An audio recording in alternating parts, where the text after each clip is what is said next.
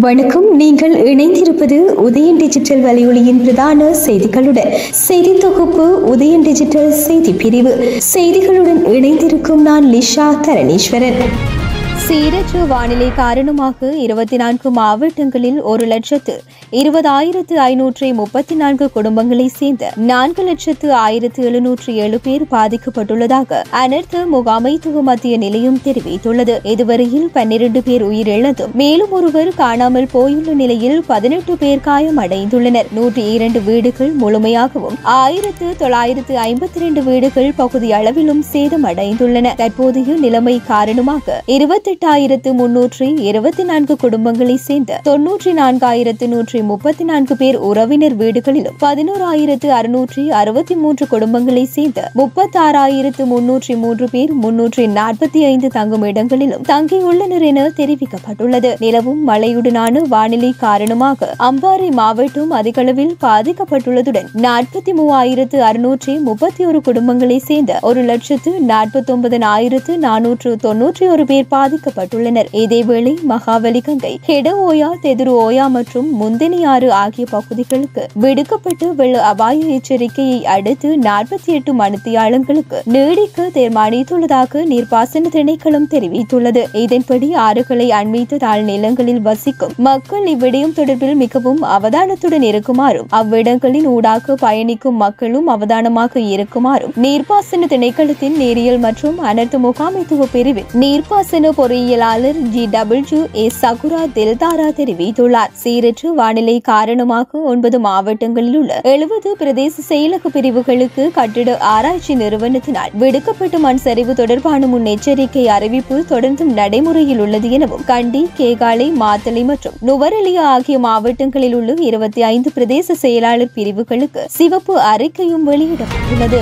அம்பாறை காரைதீவு பிரதேசத்தில் உளவு இயந்திரம் வெள்ளத்தில் சிக்கியதில் 5 மாணவர்கள் உயிரிழந்துள்ளதுடன் மற்றும் ஒரு மாணவர் காணாமல் போன சம்பவம் தொடர்பில் நிந்தவூர் மத்ரஸா பாடசாலையின் அதிபர் மற்றும் ஆசிரியர் ஆகியோர் விளக்கமறியலில் வைக்கப்பட்டுள்ளனர். குறித்த மத்ரஸா பாடசாலையின் அதிபர், ஆசிரியர் ஒருவர் மற்றும் குறித்த உளவு இயந்திரத்தின் உதவியாளர்கள் இருவரும் நேற்று போலீசாரால் கைது செய்யப்பட்டனர். அதன்படி நேற்று பிற்பகல் அவர்களை சம்மாந்துறை பதில் நீதிவான் முன்னிலையில் முன்னிலைப்படுத்தியதை அடுத்து மத்ரஸா பாடசாலை அதிபர் மற்றும் ஆசிரியர் ஆகியோரை எதிர்வரும் 2ஆம் திகதி வரை விளக்கமறியலில் வைக்குமாறு உளவு இயந்திரத்தின் உதவியாளர்கள் இருவரும் பிணையில் விடுவிக்கப்பட்டுள்ளதாகவும் தெரிவிக்கப்படுகின்றது. கடந்த 26ஆம் திகதி பிற்பகல் நேரத்தில் 11 மாணவர்கள் மற்றும் சிலர் பயணித்த உளவு இயந்திரம் நீரோட்டத்தில் சிக்கி கவிழ்ந்ததில் 6 மாணவர்கள், உளவு இயந்திர சாரதி உட்பட 8 பேர் நீரில் மூழ்கி காணாமல் போயிருந்தனர். சம்பவத்தில் உயிரிழந்த 5 மாணவர்களின் சடலங்கள், உளவு இயந்திரத்தின் சாரதி மற்றும் அதில் பயணித்த மற்றும் ஒரு நபரின் சடலங்கள் கண்டெடுக்கப்பட்டுள்ள நிலையில் காணாமல் போன மற்ற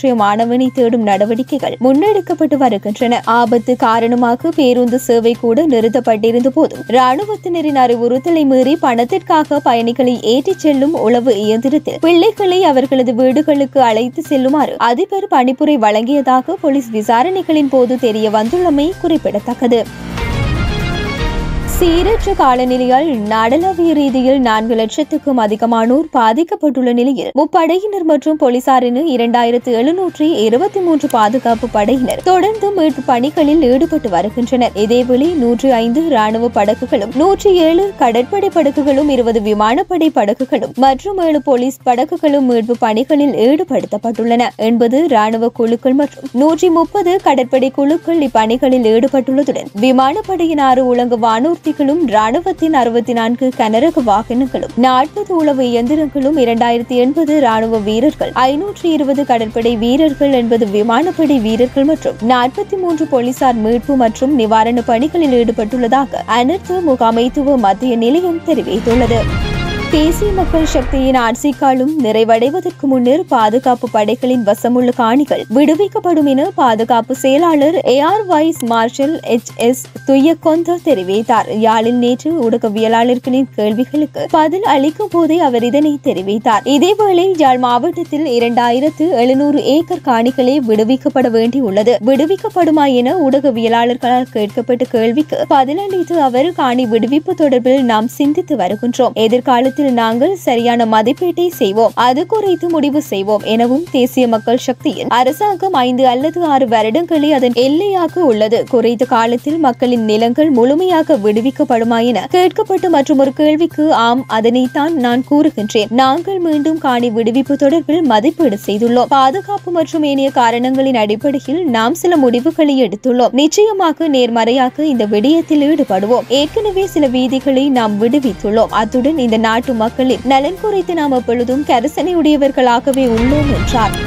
தற்போது அமைச்சுக்களுக்கு சொந்தமான சுமார் 254 அதிசொகுசு வாகனங்களை ஏலம் விடுவதற்கு அரசாங்கம் தீர்மானித்துள்ளது. அமைச்சரவை அரசாங்க மதிப்பீட்டாளரின் சான்றிதழை பெற்று இந்த கார்கள் ஏலம் விடப்படும் என எதிர்பார்க்கப்படுவதாக பொது பாதுகாப்பு மற்றும் நாடாளுமன்ற அலுவல்கள் அமைச்சர் ஆனந்த் விஜயபால தெரிவித்துள்ளார். இந்த சொகுசு கார்களை பராமரிக்க அரசு பாரிய செலவை சுமக்க வேண்டியுள்ளதுடன் இவற்றில் பெரும்பாலானவை முன்னாள் அமைச்சர்களை பயன்படுத்தியுள்ளதாக கூறப்படுகின்றது. இதேவேளை நாடாளுமன்ற உறுப்பினர்களுக்கு வரியில்லா வாகன அனுமதி பத்திரம் வழங்குவதையும் அரசாங்கம் இடைநிறுத்தியுள்ளது. மேலும் 5 வருடங்களின் பின்னர் நாடாளுமன்ற உறுப்பினர்களுக்கு வழங்கப்படும் ஓய்வூதியத்தை ரத்து செய்வதற்கும் தீர்மானித்துள்ள அரசாங்கம் இது தொடர்பில் ஆராய குழு ஒன்றையும் நியமிக்கப்பட்டுள்ளதாக அமைச்சர் தெரிவித்தார்.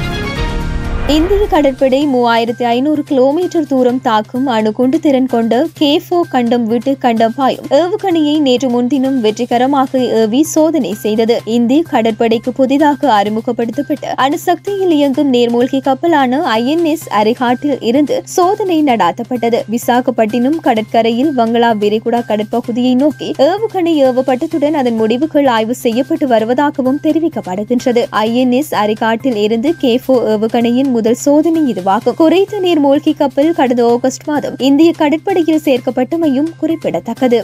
முக்கியமான எரிசக்தி உட்கட்டமைப்பு வசதிகளை குறிவைத்து ரஷ்யா நடத்திய வான்வெளி தாக்குதல்களை அடுத்து உக்ரைனில் 1 மில்லியனுக்கும் அதிகமான குடும்பங்கள் மின்சாரம் இல்லாது தவித்துள்ளதாக அந்நாட்டு அதிகாரிகள் தெரிவித்தனர். கீவில் உள்ள எரிசக்தி அமைச்சின் கூற்றுப்படி இந்த ஆண்டு மாத்திரமான உக்ரைனில் ரஷ்யா முன்னெடுத்து எரிசக்தி கட்டமைப்புக்கு எதிரான 11வது பெரிய அளவிலான தாக்குதல் இதுவாகும். இத்தாக்குதலால் நாடு தழுவிய மின்வெட்டுகளை ஏற்படுத்தியுள்ள நிலையில் உக்ரைனின் எல்விவ், வோலின் மற்றும் ரிவ்னேவின் மேற்கு பகுதிகளில் பெரிய மின்தடை ஏற்பட்டுள்ளது.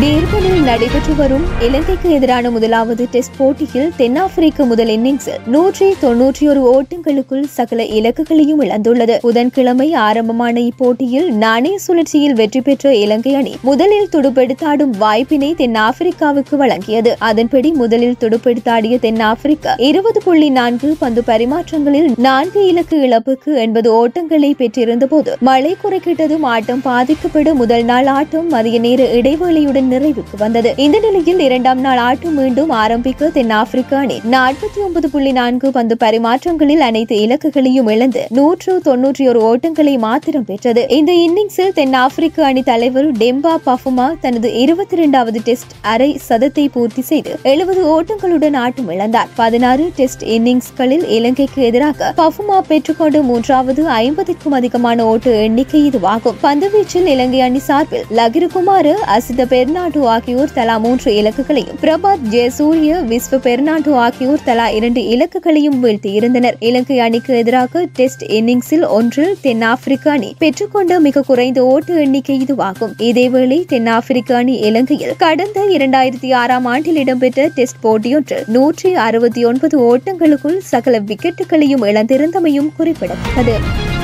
இத்துடன் உதயன் டிஜிட்டல் வலையொலியின் பிரதான செய்திகள் நிறைவடைகின்றன. தொடர்ந்தும் செய்திகளை உடனுக்குடன் அறிந்து கொள்ள எமது உதயன் டிஜிட்டல் வலையொலி பக்கத்துடன் இணைந்திருங்கள். வணக்கம்.